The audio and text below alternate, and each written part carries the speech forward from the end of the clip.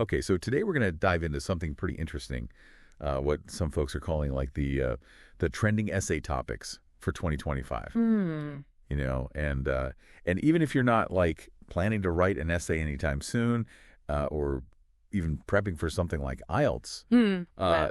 Right. I think these topics are a really good snapshot of kind of like the big conversations that are happening right now, Yeah, yeah. both in academic writing and just in the world around us, right? Absolutely. We got 10 different ideas here, ranging from, how artificial intelligence might change the way we work to some pretty major global problems. Hmm.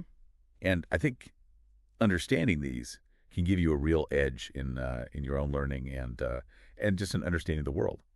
I think that's a great point. Think of this as getting a good overview of some of the most important discussions that are happening today, right? Exactly. And I think our goal here is to take these trending topics and really distill them down to their core ideas.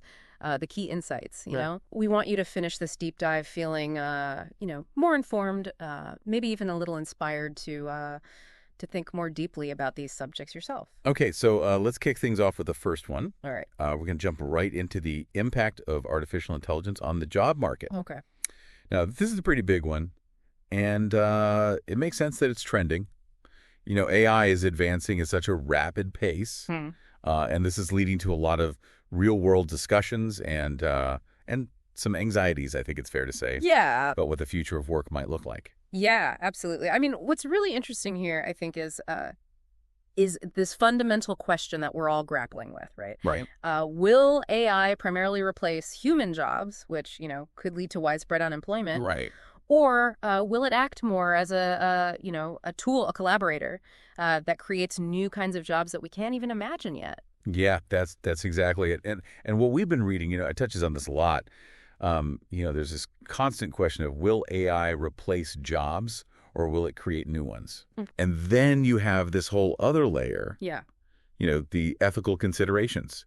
How do we ensure that AI is accountable Right. when it makes decisions that affect people's livelihoods? Yeah, and how do we ensure those decisions are fair, right? Exactly. I mean, you have, algorithms that are being used to, screen job applicants, to even make hiring or firing decisions. Right. So, what are the ethical frameworks that need to be in place to guide those algorithms? Yeah. Who is responsible if those decisions are biased or discriminatory? And I think one of the biggest takeaways from this is the idea of upskilling and retraining. Right. Absolutely. Like if jobs are going to be transformed, we have to make sure that people have the opportunity to learn new skills, to adapt to this changing work landscape. Precisely. And, if we kind of zoom out and look at the bigger picture, Right. adaptability of the workforce is going to be a huge factor in how smoothly this transition happens. Yeah. So making sure that, quality upskilling programs are widely accessible, that's going to be crucial to ensuring that people aren't left behind. Now, one of our sources actually provides a sample response here, and it sums up one perspective on this really well. Yeah. It says artificial intelligence is rapidly transforming industries. Mm. While some fear job displacement, AI is also creating new job opportunities in fields like technology, data science, and robotics. Rather than simply eliminating jobs, AI is expected to reshape them, requiring individuals to acquire new skill sets. Right. The key challenge lies in providing effective upskilling programs to empower workers to adapt to the evolving job market.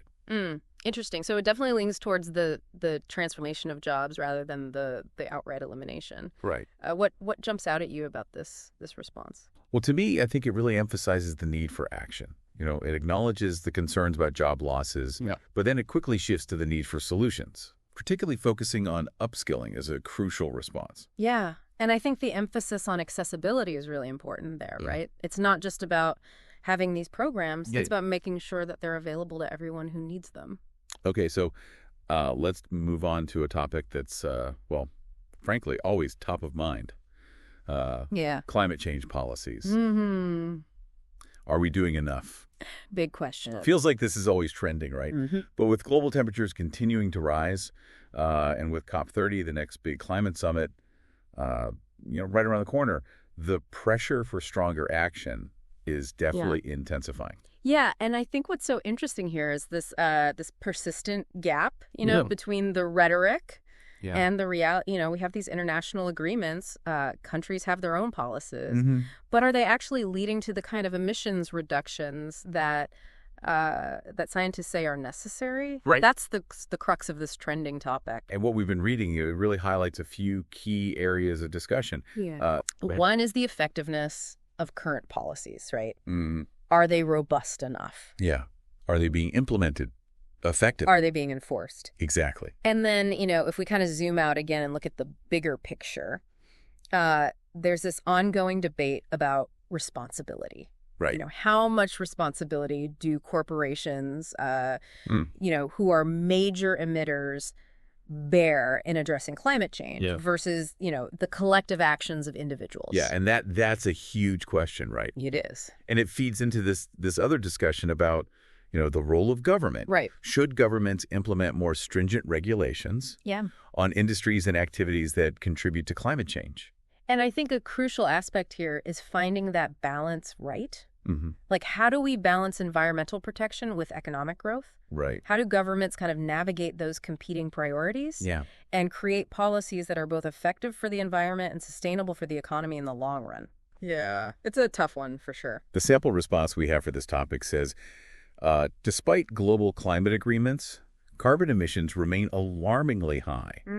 While policies such as carbon taxes and investments in renewable energy show promise, their implementation and enforcement often fall short. Right. Governments must strike a delicate balance between economic growth and environmental sustainability, holding corporations accountable while fostering eco-friendly innovation. So it really highlights that gap that we were talking about, It does. between the agreements and the actual emissions. Yeah. What stands out to you in this response? For me, it's that call for corporate accountability. It acknowledges that, the policies themselves might be sound, Right. but it emphasizes the need for corporations to step up. Yeah. And for those policies to be enforced more rigorously. Okay, so let's delve into a topic that's it's ethically complex to say the least. Right. The ethics of genetic engineering in humans. Now, this is definitely a trending topic, and for good reason. With the rapid advancements in technologies like CRISPR, Yeah. it feels like we're on the verge of, sci-fi becoming a reality. Yeah. It's pretty mind-blowing. It is. And I think what's so fascinating and so unsettling at the same time Right. is that we're acquiring this power to manipulate the very building blocks of human life. Yeah. And that raises some profound ethical questions, about where we draw the line. Yeah. What's permissible? What could go wrong? Exactly. What are the unintended consequences? Yeah, and it seems like the fundamental question here is, how far should we go? Right? Like, is it ethically acceptable to use genetic modification solely for disease prevention? Which, seems like a clear benefit on the surface. Right. Yeah. And that's a tricky one because, then you start to think about, well, what do we mean by disease prevention? Exactly. Where's the line between preventing a disease and enhancing human capabilities? And who gets to decide what constitutes an enhancement versus a disease? And then that leads directly to the concerns about, designer babies, right? Right. This possibility that parents could select for certain traits, which obviously raises concerns about exacerbating social inequalities. Yeah, and if we zoom out again and think about the long-term societal implications, Right. Could we end up in a future where genetic enhancements actually widen the gap between the haves and the have-nots? Yeah. Create a class of people who are essentially biologically disadvantaged. And then, of course, we have to weigh the potential risks of altering human DNA against the potential benefits, which are, significant. Right. Especially when it comes to, eliminating diseases that cause tremendous suffering. Yeah, it's a delicate balancing act, right? Yeah. The potential to alleviate human suffering is huge. Yeah. But so are the risks of unforeseen consequences or the misuse of this technology. The sample response we have for this topic says, genetic engineering holds immense promise for eradicating hereditary diseases. But it also presents significant ethical dilemmas. Yeah. While curing genetic disorders is a noble goal, permitting enhancements for traits such as intelligence or physical abilities could lead to a widening of social disparities. Stringent regulations and ethical guidelines are essential to ensure that scientific progress is tempered with responsibility. It really captures both the potential and the peril. Yeah, it does. What stands out to you? Well, very clearly distinguishes between therapy, like curing diseases, right, and enhancement. And I think it correctly identifies, enhancement as the area where the ethical concerns are the most pronounced. Yeah, where the potential for misuse is greatest and where those social inequalities could really be amplified. Okay. Let's shift gears a bit and move into the digital realm with topic 4. The rise of misinformation in the digital age. Very timely topic. It is. It feels like every day we're bombarded with information online. Yeah. And it's becoming increasingly difficult to discern what's true and what's not. Right. Especially now that AI can generate fake content with, remarkable sophistication. Yeah, it's getting harder and harder to tell the real from the fake. It is. And I think what's so interesting here is how, the very architecture of the digital world, particularly social media, has created this environment where misinformation can flourish and spread like wildfire. Right. It bypasses those traditional gatekeepers of information, which has both its advantages and its disadvantages. Yeah, absolutely. And what we've been reading, it highlights the crucial role of social media platforms. And all of this, the speed at which content can go viral, right, regardless of its veracity. Yeah.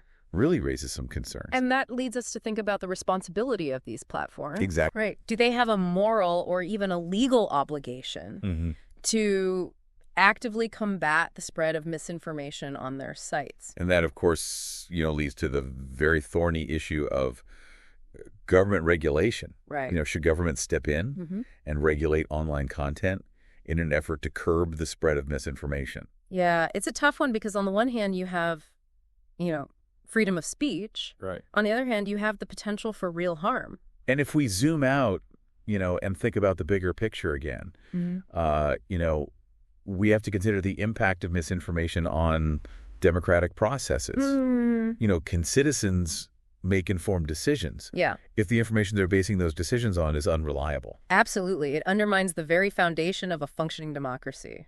The sample response we had here says, with social media platforms becoming primary sources of news, misinformation can spread rapidly, influencing public opinion and even electoral outcomes, while promoting media literacy is crucial. Tech giants also bear responsibility to implement robust fact-checking mechanisms. Yeah. Balancing freedom of speech with content moderation remains a complex challenge. That balance is really the key, isn't it? It is. Finding that sweet spot. Yeah. What stands out to you in this response? I think it's that recognition that combating misinformation requires a multi-pronged approach. It's not just about individuals becoming more discerning consumers of information. It's also about the platforms themselves taking proactive steps to verify the accuracy of the content that's being shared. Okay, so let's switch gears again to something a bit more, a bit more hopeful. Right.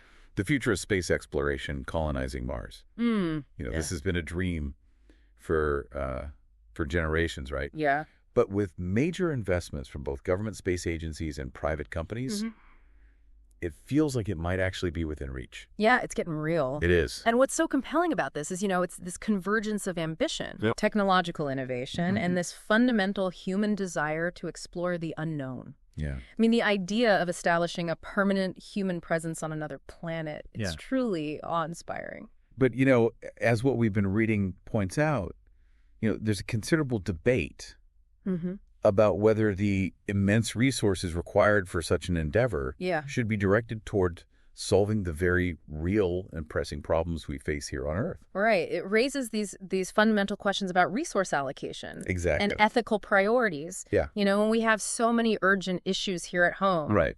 Poverty, disease, climate change. Is it ethical to pour vast sums of money and effort into, trying to make Mars habitable? And beyond the financial considerations, there are also the ethical implications of, potentially establishing colonies on other planets. Yeah. What responsibilities do we have to any existing life forms that might be present? Right. Even if they're, microbial. And if we kind of zoom out and look at the bigger picture again, we have to consider the sustainability of these efforts. Right. What are the technological challenges involved in creating a self-sustaining human presence on a planet as inhospitable as Mars? Yeah. Can we really make it work long term? The sample response actually acknowledges this tension.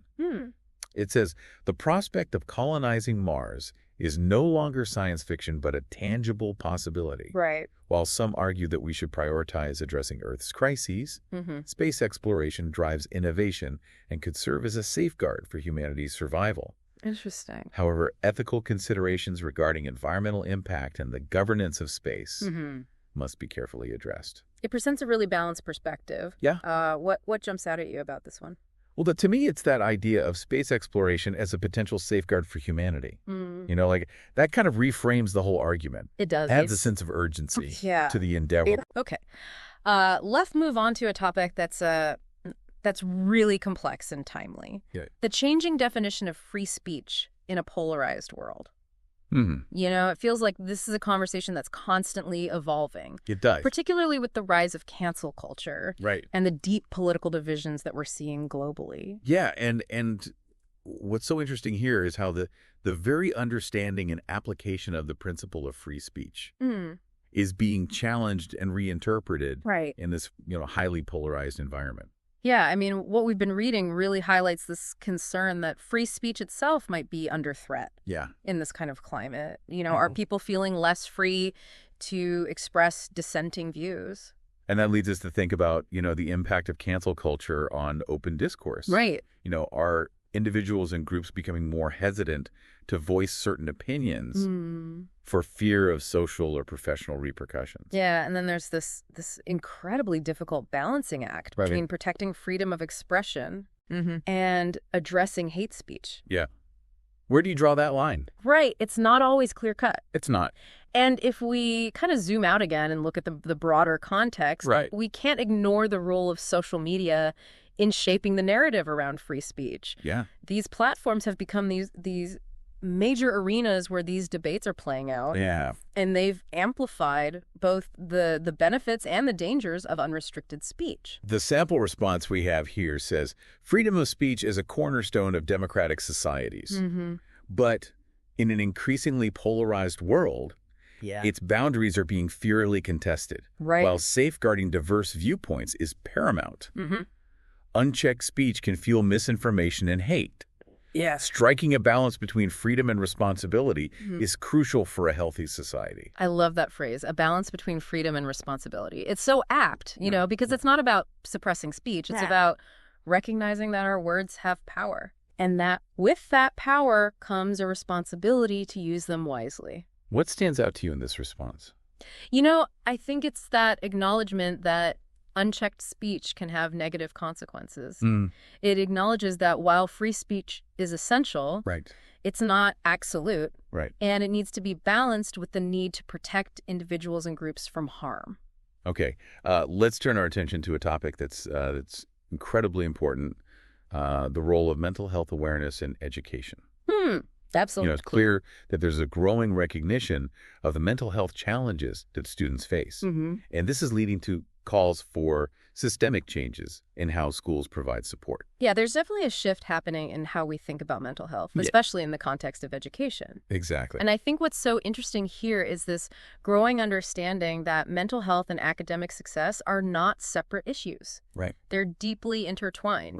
A student who's struggling with their mental well-being is far less likely to thrive academically. Absolutely. And what we've been reading, it raises this important question about whether mental health education should be integrated into standard school curricula, just like math or science or history. Right. And that leads us to think about, what the fundamental purpose of education is. Should schools primarily focus on academic instruction? Or do they have a broader responsibility to nurture the emotional and social well-being of their students? And, we can't ignore the significant impact that academic pressures themselves can have on students' mental health. The stress of exams and grades and, future prospects. Yeah, all of that can take a real toll. And if we zoom out again and look at the bigger picture, we need to think about effective strategies for improving mental health support systems within schools. This could involve things like, teacher training, increased availability of counselors. Creating a more supportive and less stigmatizing school environment. Exactly. Where students feel comfortable seeking help. The sample response we have here says mental health is as vital as physical health. Yet it is often neglected in traditional education systems. Yeah. Integrating mental health education in school curricula can help destigmatize mental health issues, equip students with coping mechanisms, Right. and foster a more supportive learning environment. Yeah. Schools must prioritize emotional well-being alongside academic achievement. It's a powerful argument for parity between mental and physical health. It is. What stands out to you? To me, it's that emphasis on destigmatization. By openly addressing mental health in schools, Right. we can create a culture where students feel more comfortable seeking help without shame or judgment. Exactly. Okay, so let's move on to an idea that's gained a lot of traction in recent years, the debate over universal basic income, or UBI. UBI. With the ongoing economic shifts, largely driven by automation, UBI is being proposed as a potential solution to address rising inequality. Right. And what's so interesting about this is how radical of a concept it is. Yeah, it is. The idea of providing a regular unconditional income to every citizen, regardless of their employment status. Yeah. It really challenges, our traditional notions of work and financial security. Yeah, it disrupts those deeply ingrained ideas about, who deserves assistance. It does. And how it should be distributed. And what we've been reading, it explores the main arguments in favor of UBI, primarily its potential to alleviate poverty. Right. And to reduce economic inequality. And that raises this fundamental question about economic justice. Yeah. Should a basic level of financial security be considered a right in modern society? But of course, there are also concerns, particularly about the potential impact on individual work ethic and motivation. Right. That classic concern that if people are given a guaranteed income, right, they'll lose the incentive to work. And then if we zoom out again and think about the bigger picture, we have to address the practical challenges of funding and implementing a UBI system on a large scale. Right. Where would the money come from? What would the broader economic implications be? Yeah, those are big questions. They are. Not easily answered. The sample response we have here calls UBI a radical solution. And it cites some encouraging findings from pilot programs. But it also acknowledges the major funding challenges. Right. It seems like, it has potential, but the practicalities of making it work are still a major hurdle. Yeah, it's definitely a bold idea. Yeah. What stands out to you in this response? I think it's the mention of those positive findings from the pilot programs, while more research is needed to assess long-term effects. Right. Those initial results do provide some intriguing insights into how UBI might function in the real world. Okay, so let's discuss a topic that's particularly relevant to young people today. The influence of social media on teen self-esteem. Yeah. With the constant exposure to filters, influencers, and often unrealistic beauty standards online. Right. This is a pressing concern. It is. And I think what's so interesting here is the sheer volume of social comparison that social media facilitates. Teenagers are constantly bombarded with these carefully curated, often highly idealized versions of other people's lives. Right. And that can have a profound impact on their sense of self. Yeah, and what we've been reading, it explores this question of whether this constant exposure contributes to feelings of insecurity and low self-esteem among young people. Right. And, it certainly seems like there's a correlation. Yeah, and that raises the question of, do social media platforms have an ethical obligation to safeguard the mental health of their users? Yeah. Especially young users. Should they implement stricter regulations on content that promotes, unrealistic body image standards or the use of filters? Yeah, it's a tricky one because, we also have to acknowledge that online communities can provide support and a sense of belonging for teenagers. It's not all negative. It's not. But finding that balance is crucial. And if we zoom out again and look at the bigger picture, we need to think about how we equip teenagers with the critical thinking skills and the media literacy to navigate the online world in a healthy way and to recognize that what they see on social media is often a highly curated and distorted version of reality. Absolutely. The sample response we have here notes the link between social media use and unrealistic beauty standards. It calls for increased content moderation and emphasizes the importance of digital literacy. Yeah. It's kind of approaching the issue from multiple angles. It's recognizing that it's not just a platform problem or a user problem. It's a societal problem that requires a multifaceted solution. Yeah. What stands out to you in this response? I think it's the inclusion of digital literacy as a key part of the solution. It's not just about the platforms having rules. Okay. It's about empowering individuals to be more critical and discerning consumers of online content. Okay, so finally, let's tackle a debate that's been raging for quite some time. Should college education be free? A big one. It is. It is. And with rising levels of student debt, Yeah. this question of affordability and accessibility in higher education is more relevant than ever. Absolutely. And I think what's so interesting here is this fundamental disagreement about whether higher education is primarily a public good, Right. something that benefits society as a whole, and therefore should be accessible to everyone regardless of their financial means. Yeah. Or whether it's primarily a private good, Right. something that benefits the individual, who should therefore bear the cost. And what we've been reading, it explores the potential economic ramifications of making college or university free for all. Right. What would be the benefits? Yeah. What would be the potential drawbacks? And that leads us to think about, what the return on investment for society would be. Right. Would a more educated populace lead to, a stronger economy, greater social mobility? Increase innovation, Right. even if it requires a significant upfront investment from the government. And of course, there are concerns about whether eliminating tuition fees would lead to a decline in the quality of education. Right. Would resources be stretched too thin? Would there be a decrease in standards? And ultimately, I think we come back to this fundamental philosophical question. Yeah. Is higher education a right that society should guarantee, or a privilege that individuals should earn and pay for? The sample response we have here argues for increasing accessibility while acknowledging the economic challenges. And it suggests exploring balanced approaches, such as income-based tuition or government subsidies. So it's looking for that middle ground.